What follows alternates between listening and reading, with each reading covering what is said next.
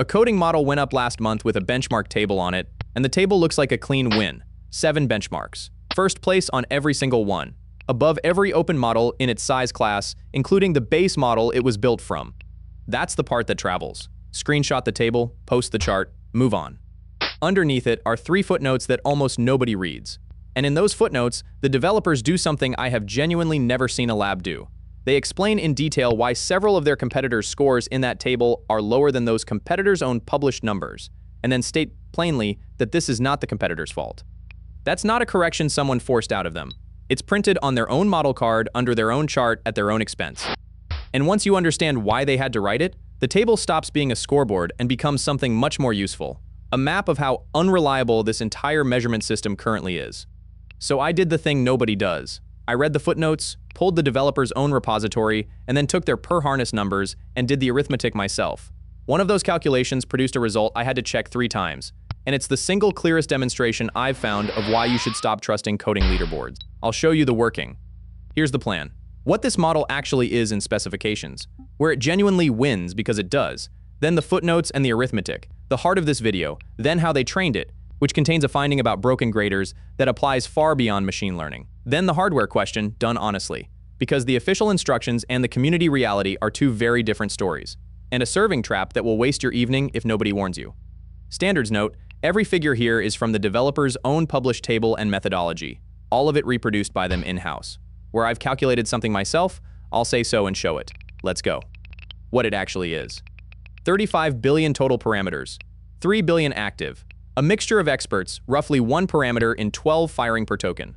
It's not trained from scratch. It starts from another lab's openly released base, a 35 billion mixture of experts from Alibaba's newest generation, then adds 127,000 supervised examples, then reinforcement learning on top. Pause on that because it's the whole argument for open weights in one sentence. You cannot fine-tune what you cannot download. This model exists because a different company published weights anyone could build on. One lab opens a base, a second does expensive specialized work on top, and the result comes back to the public. That chain is impossible if the first link is an API, and it's the strongest practical case for open weights I can give you. 2 specification details that matter more than they look. Context, 262,000 tokens natively, and their configuration shows a scaling technique that pushes it past 1 million for repository scale work. That's the number that decides whether a model is usable at all. And this is a text-only release. The card is explicit, the vision components are not included. Remember that, it comes back as a practical trap later. One thing I won't tell you, the license. It isn't stated in the card text I worked from, and licenses decide what you're allowed to build. Check the license tag yourself before you ship anything on it. 30 seconds. And it's the difference between a tool and a lawsuit, where it genuinely wins.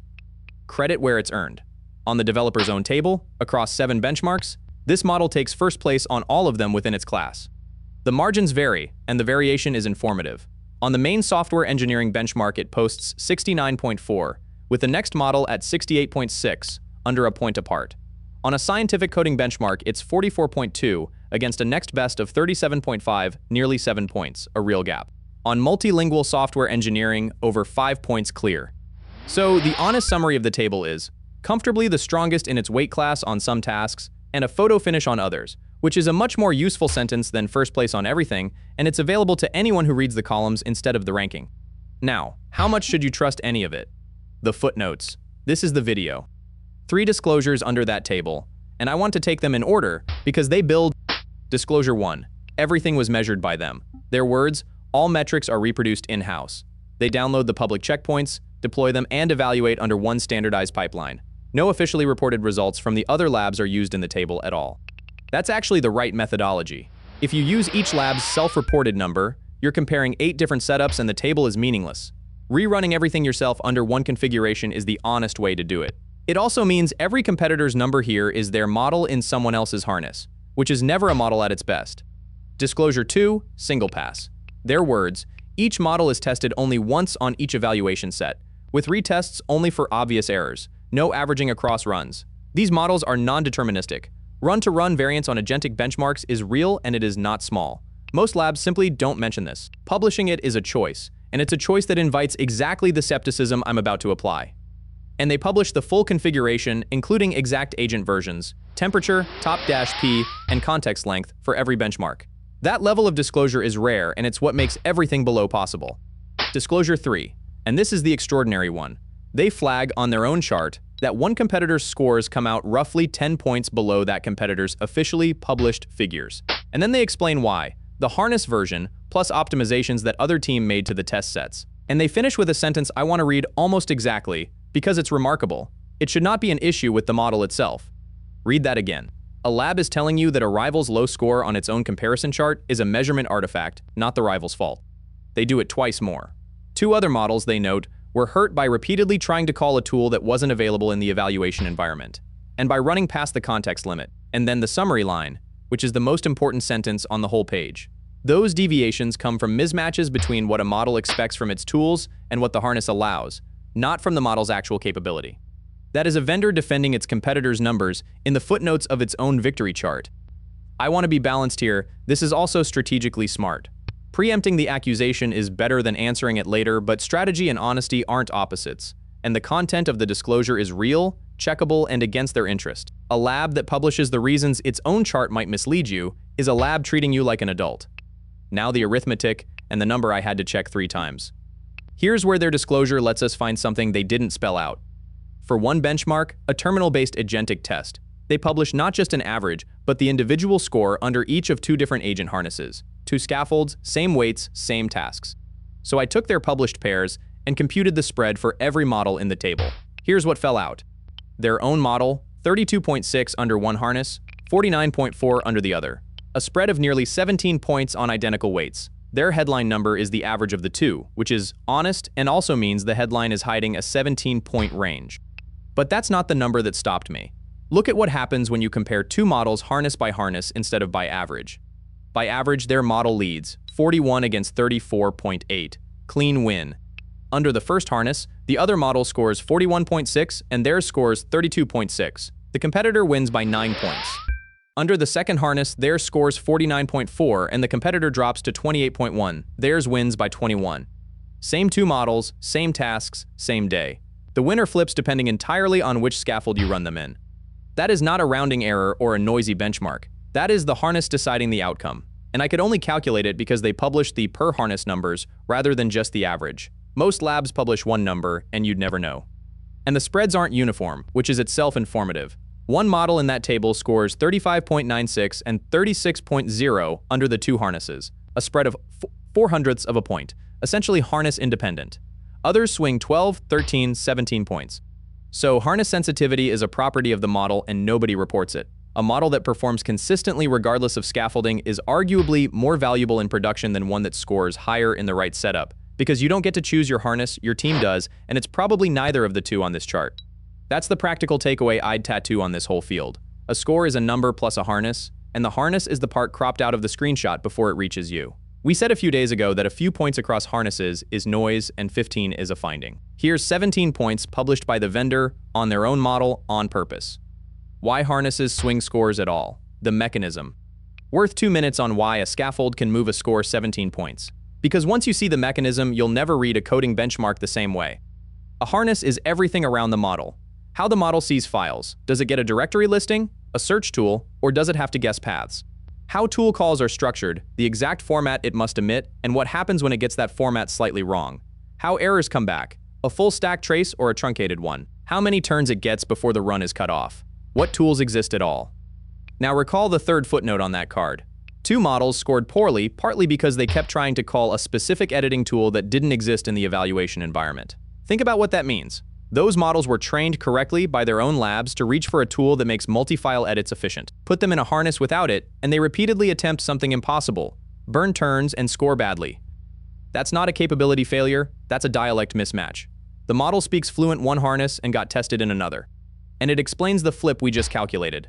Models are increasingly trained inside specific agent scaffolds. That's what agentic reinforcement learning means. So a model trained heavily in one harness has that harness's conventions baked into its instincts. Which tools to reach for, how to phrase a call, how to recover from a particular error format. Run it somewhere else and you're testing it in a second language. Which produces the uncomfortable conclusion. When a lab evaluates competitors in one unified pipeline, the methodologically correct thing to do, it systematically disadvantages every model that was trained elsewhere. Not through bad faith. Through the fact that its own model is at home and everyone else is a guest. There is no clean fix. Using each lab's self-reported numbers is worse because then you're comparing 8 incompatible setups.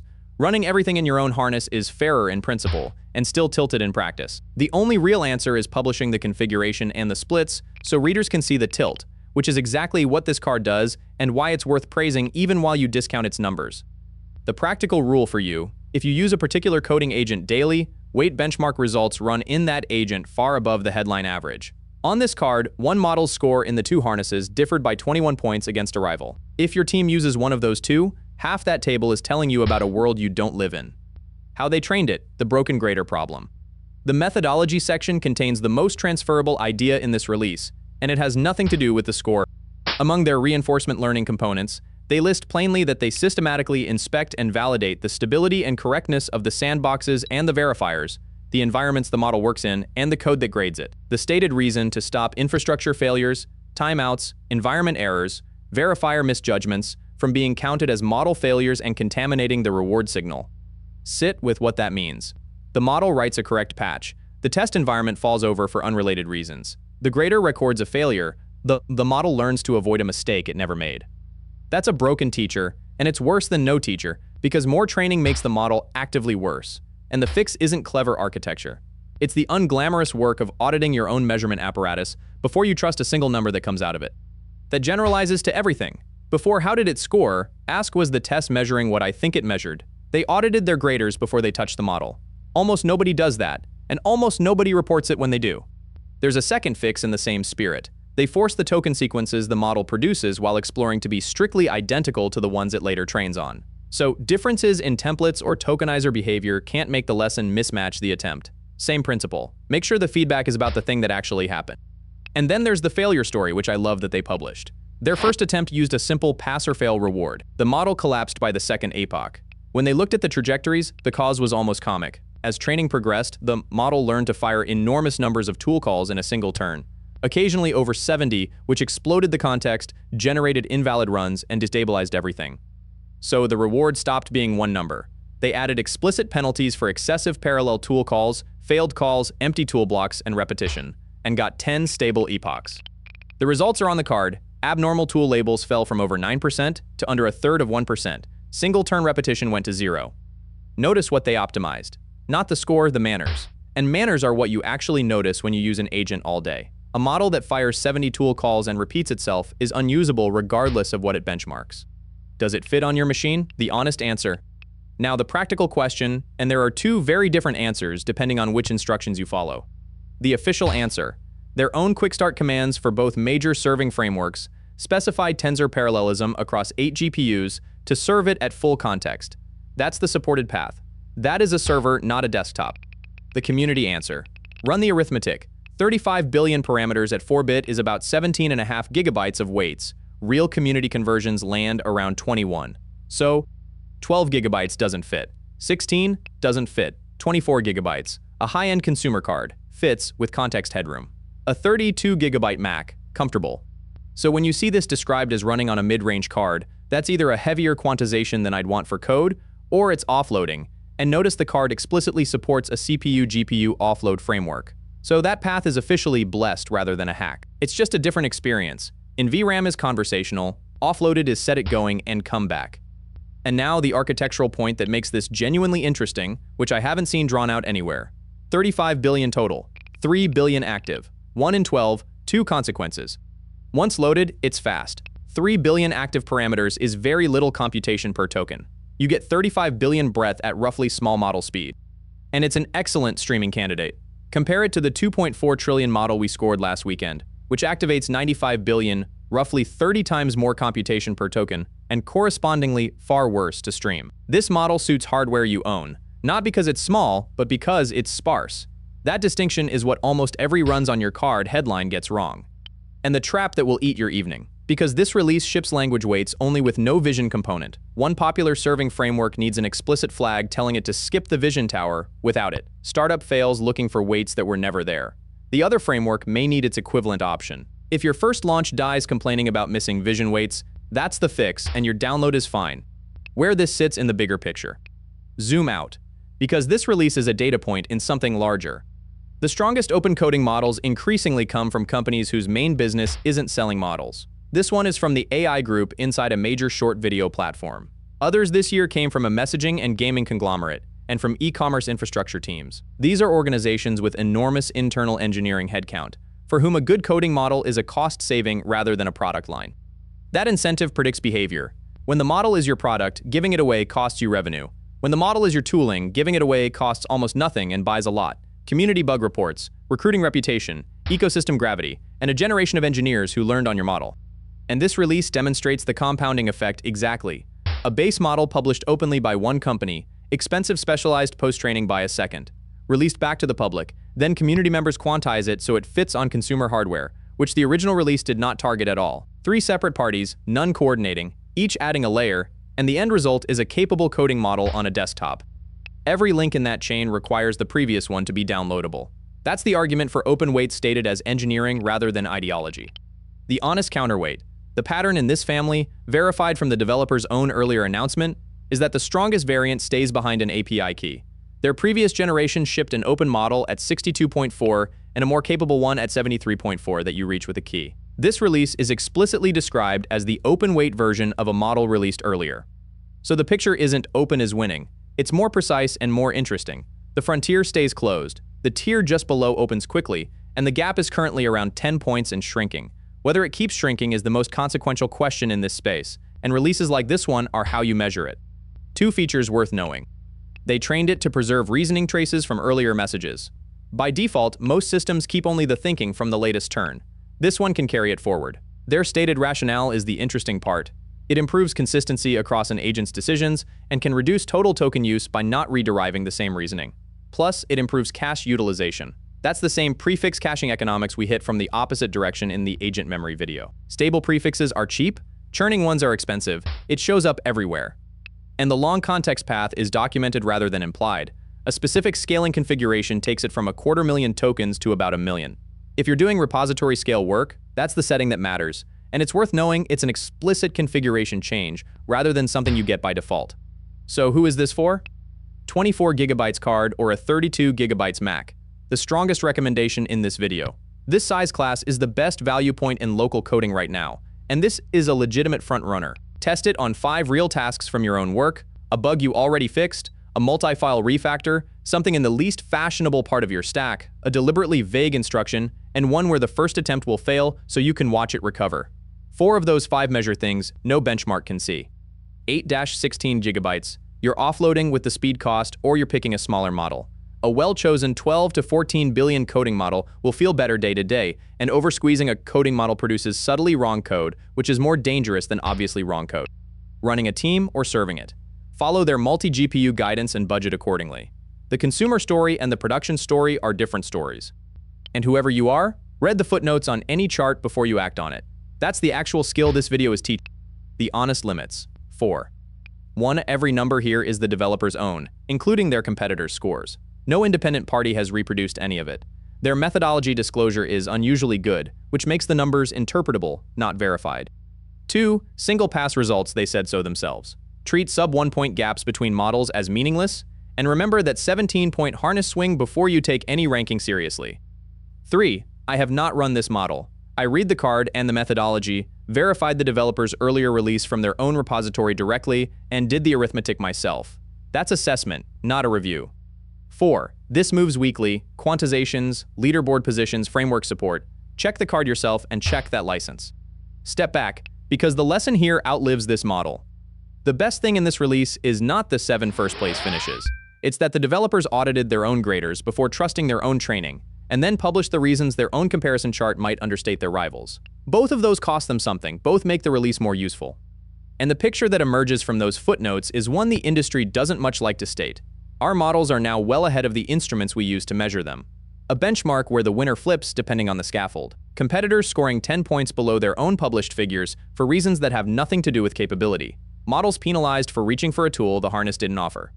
None of that is fraud. It's an immature measurement culture around a fast-moving field, and the way out isn't cynicism. It's exactly what this card does. Publish the configuration, publish the per-harness splits, publish the anomalies, and let people do the arithmetic. Which is all I did, and it took about 10 minutes. So here's my question, and I'll pin it below. How harness sensitive is your model? If you run any model in 2 different agent scaffolds on the same tasks, post both numbers. One model in this table swung 17 points, another moved 0.04. That difference is invisible on every leaderboard, and it may matter more than the ranking, because you don't get to pick the harness your team uses. Nobody is collecting this data. We could be the ones who start. And if you're running this locally, card, quantization, tokens per second, especially if you're offloading rather than fitting it in VRAM, that's the number nobody publishes and everybody needs. Every link, the model card with the table, and those footnotes, the developer's technical report, the benchmark's official site, and our hardware guide, so you can place your own machine, is in the description. Read the footnotes, that's the entire point of this video. That's the standard here. The real explanation sourced in plain English, with the arithmetic shown and the small print read out loud. If you'd rather own your tools than rent them, subscribe. That's what we do every single day. I'll see you in the next one.